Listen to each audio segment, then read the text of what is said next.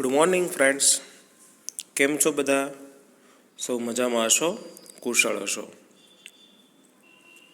મિત્રો, પાઠ નંબર 2ની અંદર આપણે 3 પ્રદૂષણની ચર્ચા કરી ચૂક્યા હતા. એક હવાનું પ્રદૂષણ, બીજું જમીનનું પ્રદૂષણ અને ત્રીજું પાણીનું પ્રદૂષણ. હવે આજે એક નવા પોલ્યુશન સાથે નોઇઝ પોલ્યુશન, અવાજનું પ્રદૂષણ, જેને ધ્વનિ પ્રદૂષણ કહેવાય. આમ તો તમે જે વિસ્તારમાં મિત્રો રહી રહ્યા છો ત્યાં તમને આસપાસ લગ્નગાળાની સિઝનની અંદર આ નોઇઝ પોલ્યુશનનું પ્રમાણ વધારે રહેતું હોય છે. બાકીના સમયમાં શાંતિ રહેતી હોય છે. તમારી આસપાસ એટલું બધું નોઇઝ પોલ્યુશન તમને જોવા મળશે નહીં.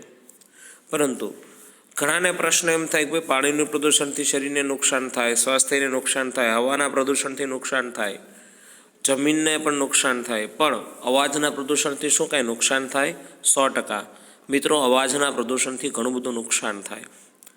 એક બાળપણની સામાન્ય બાબત, કોઈએ તમને તમારી સાથે આવું કંઈક કર્યું જ હશે. કોઈ જોશથી તમારા કાનમાં બૂમ પાડે, તરત જ તમને કાનમાં ધાક પડી જાય છે, યાની કે થોડોક સમય સંભળાતું બંધ થઈ જાય છે. આ એક નોઇઝ પોલ્યુશન જ છે. મતલબ એ નજીકથી થયેલી બાબત છે જે તમને થોડાક સમય માટે એવું દર્શાવે છે કે જો આ ધાક પડી ગઈ એટલે તને સંભળાતું શું થઈ ગયું? બંધ થઈ ગયું. બહેરાશ આવવા લાગે, કાનના પડદાને ઘણું નુકસાન થાય. તો એ નોઇઝ પોલ્યુશનમાં બનતું હોય છે.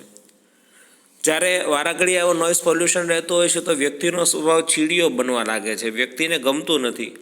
આજના સમયમાં તમને ખ્યાલ છે મિત્રો, ફટાકડા જે વધારે ડેસિબલ અવાજવાળા હોય છે, ફટાકડા ફૂટતો હોય ને તરત જ નેચરલી રીતના કોઈને કહેવું નથી પડતું, છતાં કાનની પાસે આંગળી આવી જશે અથવા કાનની અંદર આંગળી આપણે નાખી દઈશું. કારણ અવાજ આપણને એનો કેવો સંભળાય? ઓછો સંભળાય. રેલવે સ્ટેશન આગળ ઊભા હોઈએ કે ફાટક આગળ ઊભા હોઈએ દૂર થોડાક, અને ત્યાંથી ટ્રેન પસાર થશે, એની વિસલ વાગતી હશે, અવાજ એટલો બધો હોય છે કે જે આપણના કાનને નુકસાન કરનારો છે. એટલે તરત જ આપણે કાન બંધ કરીએ છીએ કે આ અવાજ અમને પસંદ પડતો નથી. તો આ બધું નોઇઝ પોલ્યુશનના કારણે બનતું હોય છે. જોઈએ નોઇઝ પોલ્યુશન શું છે. વાયુ અને જળ પ્રદૂષણ ઉપરાંત ધ્વનિ એટલે કે ઘોંઘાટ અને અવાજનું પ્રદૂષણ ખૂબ વધી ગયું છે. કારખાનાઓમાં ચાલતા યંત્રો, વાહનોના કારણે જે અવાજ થાય છે તે ઘણો ઊંચો હોય છે. તે અવાજનું પ્રદૂષણ છે. કારખાનાની અંદર યંત્રો છે વગેરે વસ્તુના કારણે જે અવાજ થતો હોય છે, એક પ્રકારનું ગણો તો એ શું છે? તો કે નોઇઝ પોલ્યુશન જ છે. તે ઘણો ઊંચો હોય છે. અવાજનું પ્રદૂષણ આપણી પ્રજા અને સમગ્ર વિશ્વની પ્રજા ઉત્સવ પ્રિય છે. આજે સમગ્ર વિશ્વમાં અનેક ઉત્સવો ઉજવાય છે. તમને જો ઉત્સવમાં ખ્યાલ હશે, તમારા વિસ્તારની વાત કરું તો ઘણા બધા ઉત્સવ, રામાપીરનો ઉત્સવ થાય, મેરડીમાંનો કોઈના કોઈ ઉત્સવ થતો હોય, રામ દરબાર થતો હોય, હનુમાનજીનો ઉત્સવ થતો હોય, ગણેશજીનો ઉત્સવ થતો હોય. બધા ઉત્સવ જે થાય છે ગણેશ ચતુર્થીથી લઈને બધા, તેમાં બેન્ડ બાજા, ઢોલ નગારા, શરણાયું, ડીજે, આ બધાનો અવાજ એટલો બધો ભયંકર હોય છે કે જે એક પ્રકારનું ધ્વનિ પ્રદૂષણ ઊભું કરે છે એમ કહેવાય છે. ચૂંટણી કે રમતોમાં વિજય થવાથી મોટા પ્રમાણમાં ફટાકડા ફોડવા, વાજિંત્રો વગાડવાથી ધ્વનિનું પ્રદૂષણ થાય છે. શહેરમાં બસ, રિક્ષાઓ, દ્વિચક્રીય વાહનો મોટા પ્રમાણમાં છે. અયોગ્ય જગ્યાએ પાર્કિંગ કરવાથી આ વાહનોનો ભરાવો થાય છે, જે ધ્વનિ પ્રદૂષણ પેદા કરે છે. આપણા શરીરની અંદર ધીરજનો અભાવ છે. ટ્રાફિક જામ થયું હોય તરત આપણે હોર્ન માર્યા વગર રહેશું નહીં, અને બધા લોકો આવે એક રીતના હોર્ન મારશે તો અવાજનું ત્યાં પ્રદૂષણ પુષ્કળ સર્જાતું હોય છે. ધ્વનિ પ્રદૂષણથી ઘોંઘાટના કારણે બહેરાશ આવવા ઉપરાંત માનસિક સ્વાસ્થ્ય પર વિપરીત અસર પડે છે. ચીડિયાપણું વધી જાય છે. વધુ પડતા અવાજથી પ્રકૃતિ પર વિપરીત અસર પડે છે. ઘણા કીટકો અને જીવાણુઓ જે આપણને ઉપયોગી છે તે નાશ પામે છે.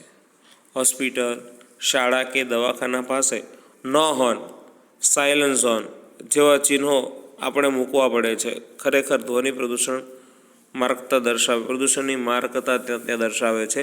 કારણ કે એક તો ઓલરેડી હોસ્પિટલની અંદર બીમાર વ્યક્તિ હોય ત્યાં જઈને તમે મોટેથી હોર્ન વગાડો, એના સ્વાસ્થ્યને નુકસાન પહોંચતું હોય છે. એટલે સ્કૂલની આસપાસ હોસ્પિટલ હોય ત્યાં આવા નો ઝોનના વિસ્તાર જાહેર કરેલા હોય કે ત્યાં તમારે કોઈપણ જાતનો વોઇસ કરવાનો નથી. મતલબ કોઈપણ જાતનો અવાજ ત્યાં થવો જોઈએ નહીં. નાગરિક તરીકે પોતે જ સમજે એ જ તેનો ઉપાય છે. આપણે ઉત્સવો પ્રસંગો દરમિયાન વધુ પડતા અવાજ કરતાં વાજિંત્રો વગાડવા ન જોઈએ. ફટાકડા ન ફોડવા જોઈએ. વાહનો યોગ્ય સમયે સર્વિસ કરાવવા જોઈએ. પીયુસીના નિયમો ખૂબ કડક બનાવવા જોઈએ. વસ્તી ગીચતાને પ્રદૂષણમાં રાખવી જોઈએ.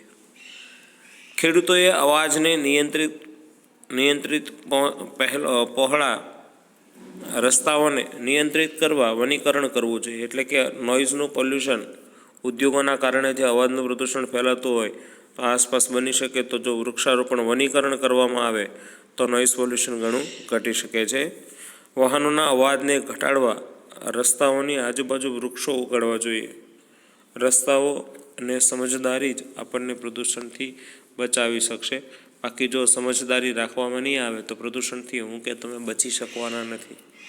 આ પ્રદૂષણ એવા પ્રકારનું છે, ચેપી રોગ જેવું છે. એક વખત ઘરમાં આવ્યું એટલે વારો પડી જતાં વાર લાગતી નથી. પાણી કેટલું અમૂલ્ય છે એ સૌને સમજાય છે, છતાં મિનરલ વોટર ખરીદતી વખતે આપણે પાણીની કટોકટીની ગંભીરતાથી લેતા નથી. સવાલ માત્ર પાણીનો જ નથી. ગાંધીજીએ કહેલું કે જળ, જમીન અને જંગલ એ સામૂહિક સ્ત્રોત છે, એટલે કે સમૂહના છે, કોઈ એક વ્યક્તિના પર્સનલ છે નહીં. એની ઉપર સૌનો સમાન હક છે. એને વેપારની વસ્તુ બનાવવી નૈતિક ગુનો બને છે. માનવ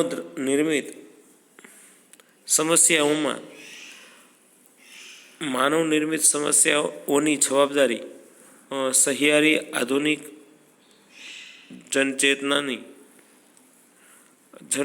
જવાબદારી બની ગઈ છે. આજે પ્રદૂષણ માટે તમામ લોકોએ પોતાની જવાબદારી સમજી તેને સ્વસ્થ અને તંદુરસ્ત બનાવવા માટે યોગ્ય ઉપાય કરવો જ પડશે. બાકી અત્યારનો સમય એવો છે, જો લોકો દ્વારા આ વસ્તુ સમજવામાં નહીં આવે તો ઘણું બધું કદાચ નુકસાન થઈ ગયું હોય તેમ કહેવાય. તો નુકસાન થતું અટકાવવા માટે આવી બાબતો લોકો તરફ દોરવી જોઈએ. તો આ વાત થઈ ધ્વનિ પ્રદૂષણ માટેની.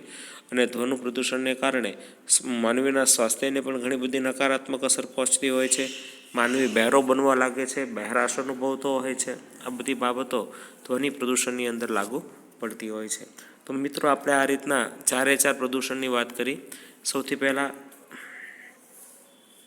હવાનું પ્રદૂષણ, પાણીનું પ્રદૂષણ, નોઇઝ પોલ્યુશન અને જમીનનું પ્રદૂષણ. આવા 4 અલગ અલગ પ્રદૂષણની આપણે વાત કરી ચૂક્યા છીએ. તો આ રીતના તમને લોકોને અવાજનું પ્રદૂષણ શું હશે તેના વિશેની માહિતી હવે મળી ચૂકી હશે એવું હું સમજું છું. અને બની શકે તો આપણે પ્રયાસો એવા કરીએ કે ખોટી રીતના જ્યાં અવાજ થતો હોય તેને મારઝોડ કરીને કોઈ દિવસ કાંઈ નહીં થાય, પણ તેને સમજાવવા પડશે. એને સમજાવીને અવાજ ન થાય તે રીતના કામ કર્યાનું રહેશે. તો આ વાત થઈ મિત્રો આપણે પાઠ નંબર 2 પૂર્ણ થવા સાથેની. પાઠ નંબર 2ની અંદર જે કંઈ બાબતો હતી એ બાબતો આપણે વર્ણવી અને એના પણ કાર્યો આપણે આપણી રીતના કરવાના ચાલુ કર્યા. તો મિત્રો, આ વાત થઈ પ્રદૂષણ વિશેની. અહીંયા આપણો પાઠ પૂર્ણ થાય છે. નેક્સ્ટ ટાઈમ નવા પાઠ સાથે મળીશું. આવજો.